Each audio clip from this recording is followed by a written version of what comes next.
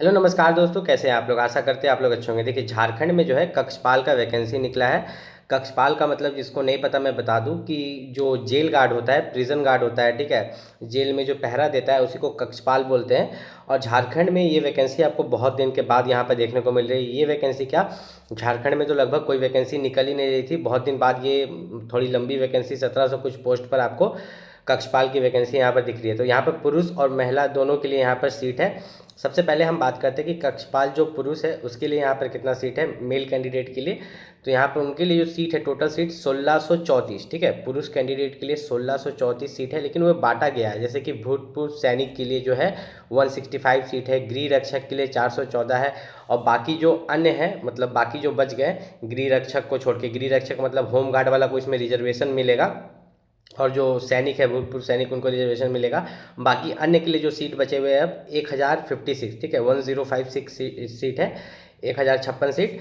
तो ये हो गया आपका पुरुष का। उसके बाद अगर यहाँ पर बात करें हम लोग कक्षपाल महिला के लिए, तो कक्षपाल महिला के लिए टोटल 64 सीट है, ठीक है, टोटल 64 सीट है जिनके लिए वो लोग अप्लाई कर पाएंगे।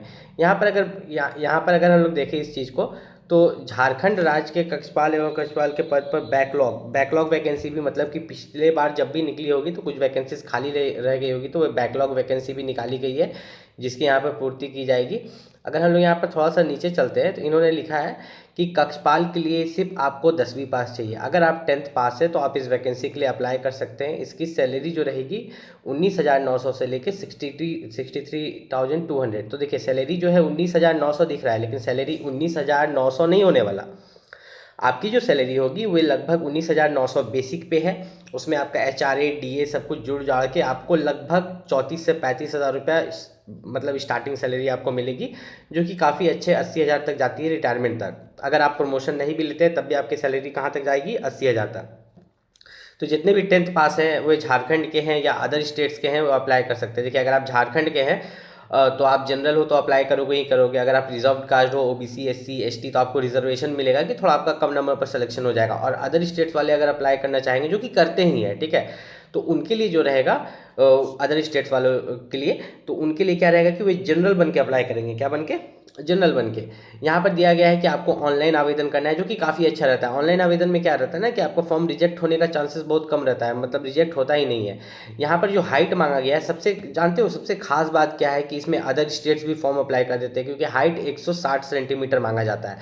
हमारा जो जनरल OBC इन सभी के लिए जो हाइट है 160 सेंटीमीटर है, ठीक है। और यहाँ पर SC ST के लिए हाइट 155 सेंटीमीटर है। और यहाँ पर अगर सीना का बात करें तो सीना 81 सेंटीमीटर फुला और 5 सेंटीमीटर जो है फुलना चाहिए। SC ST के लिए 79 सेंटीमीटर यहाँ पर सीना रखा गया है। महिला के लिए जो हाइट है मात्र 148 सेंटीमीटर। और महिला में यहाँ पर वेट मांगा जाता है कि उनका कुछ वेट होना चाहिए 48 kg या 45 kg के आसपास। यहाँ पर एग्जैक्ट अभी तो दिया हुआ नहीं है, ठीक है।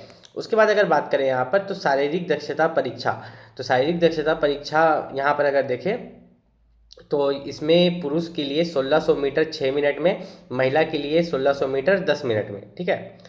तो पुरुष के लिए भी यहाँ पर 1600 मीटर है और महिला के लिए भी जो है 1600 मीटर है। लेकिन जो समय है पुरुष के लिए 6 मिनट और महिला के लिए मैंने गलत बता दिया था, महिला के लिए 10 मिनट का समय है। कितना? 10 मिनट का। अब उम्र सीमा की बात करते हैं। देखिए, एज जो आपको काउंट होगा 1/8/2025 को एज काउंट होगा, ठीक है। न्यूनतम 18 साल और मैक्सिमम जो है यहाँ पर जो एज मांगा गया है अगर देखेंगे तो अन्य अभ्यर्थी के लिए जो है 25 साल है, गृह रक्षक के लिए 30 साल है, भूतपूर्व सैनिक के लिए 45 साल है, और सहायक पुलिस के लिए जो पहले से सहायक पुलिस में है उनके लिए यहाँ पर 35 वर्ष है। अगर आप BC1 या BC2 से है तो आपके लिए जो एज लिमिट है 27 साल है। अगर आप यहाँ पर EWS से हैं तो 28 साल, ठीक है। अगर आप अनुसूचित जनजाति से यहाँ पर अगर बिलोंग करते हैं, ठीक है, सॉरी, यहाँ पर मैंने आपको थोड़ा सा अनुसूचित जनजाति, यहाँ पर SC ST के लिए 27 साल है और BC के लिए यहाँ पर 28 साल है। BC को ज़्यादा छूट दिया गया है यहाँ पर। और अनुसूचित जनजाति पुरुष एवं महिला के लिए जो है यहाँ पर 30 वर्ष है। रुकिए, इन्होंने कैसे बांटा है? अत्यंत पिछड़ा वर्ग, अनुसूचित एक, अच्छा अत्यंत पिछड़ा वर्ग, मतलब यहाँ पर BC1 और BC2 के लिए 27 साल और SC ST के लिए 30 साल एज लिमिट। तो थोड़ा इन्होंने पूरा डिटेल में यहाँ पर लिखा हुआ है। मतलब जो मैं बता दूँ सीधा सीधी कि जो जनरल के लिए एज लिमिट है 25 साल, ठीक है, OBC के लिए जो एज लिमिट है 27 साल और SC ST के लिए जो एज लिमिट है वह है 30 साल, लेकिन जो OBC में महिला है उसके लिए एज लिमिट 28 साल है, ठीक है। बस ये थोड़ा सा यहाँ पर ये है। अब थोड़ा सा अगर हम लोग नीचे चले तो जो लोग भी आरक्षण का दावा करते हैं, ठीक है, जो लोग भी आरक्षण का दावा करते हैं कि मैं ओबीसी से बिलोंग करता हूँ या एससी से या एसटी से या ईडब्ल्यूएस से, तो उन लोगों को क्या करना है, उन लोगों को यहाँ पर क्या है कि अपना जाति प्रमाण पत्र बनवा लेना है फॉर्म अप्लाई करने से पहले, ताकि उनको किसी भी तरह का दिक्कत ना हो। अगर आप शायद एससी एसटी है तो आपका पुराना भी चल जाएगा, लेकिन ओबीसी वाला का पुराना नहीं चलता है, ज़्यादा पुराना नहीं होना चाहिए, आपका नया ही बनवाना पड़ता है। अगर यहाँ पर थोड़ा सा नीचे अगर हम और चलें तो एग्ज़ाम के बारे में इन्होंने क्या लिखा है वो भी हम देख लेते हैं। तो एग्ज़ाम जो है मुख्य परीक्षा, परीक्षा का स्वरूप, उससे पहले इन्होंने कुछ और दिया है लिखित परीक्षा से पहले, हाँ, कि आपका कैसे कैसे सिलेक्शन होगा, यहाँ पर हम लोग बात करते हैं। ठीक है, तो सबसे पहले आपका शारीरिक मापदंड होगा। ठीक है, शारीरिक दक्षता परीक्षा होगी, मतलब कि सबसे पहले आपका हाइट ये सब नापा जाएगा, चेस्ट नापा जाएगा। उसके बाद आपको रनिंग कराया जाएगा। अगर आप ये दोनों में सफल हो जाते हैं तो उसके बाद आपको लिखित परीक्षा के लिए बुलाया जाएगा। अब लिखित परीक्षा जो है यहाँ पर अगर बात करें तो शारीरिक परीक्षा सीने का माप दक्षता अभ्यर्थी के लिए, लिखित परीक्षा के लिए एकमात्र मतलब कि आपको जो फिजिकल है उसको यहाँ पर क्वालिफाइंग रखा गया है। ठीक है, यहाँ परीक्षा क्वालिफाइंग परीक्षा है जिसमें कोई अंक देय नहीं होगा। ठीक है, तो इन्होंने क्या बात किया है, मैंने फिर से एक बार पढ़ देता हूँ। शारीरिक मापदंड दक्षा परीक्षा में सफल अभ्यर्थी ही लिखित परीक्षा के लिए पात्र होंगे। नियुक्त यहाँ पर लिखा हुआ है, देखिए ये वाला 16.3 वाला जो मैं पढ़ रहा हूँ, शारीरिक मापदंड दक्षता परीक्षा में उत्तीर्ण होना अनिवार्य है। यह परीक्षा क्वालिफाइंग है, मतलब शारीरिक परीक्षा जो है वो क्वालिफाइंग है। लिखित परीक्षा एवं शारीरिक परीक्षा में उत्तीर्ण अभ्यर्थियों को शारीरिक मापदंड एवं चिकित्सक जांच राज्य सरकार द्वारा दी जाएगी। ठीक है, यहाँ पर आयोग द्वारा लिखित परीक्षा के आधार पर, मतलब कि आपका जो लिखित परीक्षा होगा उसी के आधार पर आपका जो है मेधा सूची बनेगा, मेरिट लिस्ट बनेगा। तो सबसे मेन इसमें क्या हो गया, आपका एग्ज़ाम हो गया। तो आपका जो ये झारखंड कक्षपाल है, तो झारखंड कक्षपाल के लिए जो सबसे बेस्ट बुक है, ठीक है, झारखंड कक्षपाल के लिए जो सबसे बेस्ट बुक है उसका लिंक मैं इस वीडियो के डिस्क्रिप्शन में डाल दूंगा, वहाँ से जाके आप बुक को परचेस कर सकते हो। अब यहाँ पर बात करते हैं लिखित परीक्षा। तो लिखित परीक्षा जो यहाँ पर इन्होंने लिया है कि ये OMR पर लेंगे। ठीक है, OMR सीट पर आपका लिखित परीक्षा लिया जाएगा। इसमें नॉर्मलाइजेशन भी होगा क्योंकि ये अलग अलग शिफ्ट में लिया जाएगा। अब नीचे चलते हैं। परीक्षा का स्वरूप निम्न प्रकार का होगा। परीक्षा का चरण मुख्य परीक्षा में ली जाएगी। परीक्षा में सभी जो प्रश्न होंगे वे ऑब्जेक्टिव क्वेश्चंस होंगे। एक प्रश्न के लिए यहाँ पर 3 नंबर दिया जाएगा। प्रत्येक सही उत्तर के लिए 3 अंक दिए जाएंगे, और अगर आप एक क्वेश्चन गलत करते हैं तो आपका 1 नंबर यहाँ पर कटेगा। ठीक है, अगर एक क्वेश्चन गलत करते हैं तो 1 नंबर कटेगा, मतलब नेगेटिव मार्किंग जो है 1 नंबर का है, पर एक क्वेश्चन के लिए आपको यहाँ पर 3 नंबर मिल रहे हैं। मुख्य परीक्षा की बात करें तो मुख्य परीक्षा के लिए यहाँ पर तीन पत्र होंगे, और यहाँ पर जो है प्रत्येक पत्र 2 घंटा का होगा। ठीक है, हर पत्र जो है, जैसे पत्र 1 में आपका भाषा ज्ञान है कि आपका भाषा कितना अच्छा है, हिंदी और इंग्लिश पर आपका कितना ज़्यादा पकड़ है, ये चेक किया जाएगा। हिंदी से 80 प्रश्न पूछे जाएंगे और अंग्रेजी से यहाँ पर 40 प्रश्न पूछे जाएंगे।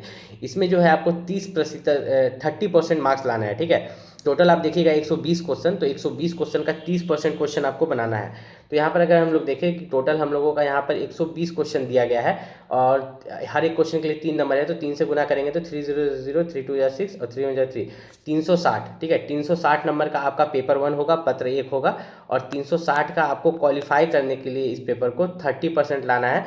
तो अगर यहाँ पर भी हम 0 कटा दे, 0 कटा दे, तो 36 × 3, ठीक है, 36 × 3, 6 3 18 का 8, 1 in hand, 3 9 1 10, 108 नंबर। अगर आप 108 नंबर लाते हो पत्र 1 में तो आप क्वालिफाई कर जाते हो। उसके बाद आप पत्र 2 में अगर जाइएगा तो पत्र 2 में आपका जनजातीय भाषा ज्ञान है, जिसमें हिंदी, अंग्रेजी, संस्कृत, उर्दू, संथाली, बंगला सभी यहाँ पर भाषा दिए गए हैं जो कि झारखंड के क्षेत्रीय भाषा है। और इससे आप क्या कर सकते हो कि इसमें से कोई एक चूज़ करके, ठीक है, उसमें आप एग्जाम दे सकते हो। जब आप फॉर्म भरोगे, फॉर्म भरते समय पूछेगा कि आपको क्षेत्रीय भाषा हिंदी चूज़ करना है, अंग्रेजी, संस्कृत, उर्दू, संथाली, जो जिसका भी आपको ज्ञान है वो आप चूज़ कर सकते हो। उसके बाद आप पत्र 3 देखोगे तो उसमें आपका जो है सबसे मेन है आपका सामान्य अध्ययन 40 नंबर का है, झारखंड राज्य से संबंधित ज्ञान 50 नंबर का है, सामान्य गणित 10 प्रश्न है, और सामान्य विज्ञान जो है 20 प्रश्न है। ठीक है, तो यहाँ पर आप देखोगे जो पत्र 2 है, ठीक है, पत्र 1 जो है आपका इसमें 30% लाना है, लेकिन पत्र 2 और पत्र 3 पर जो है आपका यहाँ पर मेरिट बनाया जाएगा। क्या बनाया जाएगा? मेरिट। ठीक है, चयन हेतु असफल अयोग्य मान्य होगा, पत्र का मूल्यांकन किया जाएगा। पत्र 2 में 30% से कम, देखिए बोल रहा है कि पत्र 1 से मेरिट नहीं बनेगा, लेकिन जो आपका पत्र 1 है, ठीक है, जो आपका पत्र 1 है उसमें भी आपको क्वालिफाई करना है। ऐसा नहीं कि आप उसमें फेल कर गए तो बाकी आगे नहीं, ध्यान से समझाते हैं। जैसे कि आपका एक पत्र 1 है, ठीक है, एक 2 है, एक 3 है, तो पत्र एक में 30% लाना है तो उसमें 30% ला दीजिए, हो गया। अब वो मेरिट में नहीं जुटेगा। लेकिन अगर आप उसमें 30% लाइएगा तभी आपका आगे का पेपर चेक होगा 2 और 3। अब आपका जो पत्र 2 है और पत्र 3 है, इसी पर आपका मेरिट बनेगा। जितना भी नंबर लाइएगा उस पर आपका मेरिट बनेगा। ये मेरा पहला वीडियो था इस चीज़ के बारे में, झारखंड का कक्षपाल के बारे में। ठीक है, कक्षपाल की जब वैकेंसी निकली, मेरा पहला वीडियो जिसमें मैंने कुछ डिटेल्स दिए। अगर कुछ डिटेल्स छूट गए होंगे तो मैं नेक्स्ट वीडियोस लेके आऊँगा जिसमें कि मैं आपके डाउट्स क्लियर करूँगा। कैसे करूँगा, इसी वीडियो में आप नीचे कॉमेंट कर सकते हो जो भी आपका डाउट होगा। और मैंने एक फेसबुक पेज भी बनाया है जिसका लिंक मैं इस वीडियो के डिस्क्रिप्शन में दे दूँगा। वहाँ से जाके आप मेरे फेसबुक को फॉलो करके कोई भी डाउट अपना मैसेज करके पूछ सकते हो। ठीक है, फेसबुक पेज का लिंक भी मैं इसी वीडियो के डिस्क्रिप्शन में डाल दूंगा। ऐसे मैं नाम बता देता हूँ, वैभव शाश्वत एजुकेशन। अभी उस पर बहुत कम फॉलोअर्स होंगे तो शायद आपको मिले या ना मिले। मेरा चैनल का पूरा नाम लिखिएगा वैभव शाश्वत फेसबुक पर और साथ में एजुकेशन लिखिएगा, तो वो पेज आपको शायद मिल जाना चाहिए। वो पेज मैंने स्पेशली बनाया है डाउट सॉल्व करने के लिए। आप जितने भी मतलब यहाँ बच्चे देखते हैं तो उन सभी का डाउट सॉल्व करने के लिए, कोई भी दिक्कत हो आप यहाँ भी कमेंट करके पूछ सकते हैं। मिलते हैं अगले वीडियो में, तब तक के लिए नमस्कार।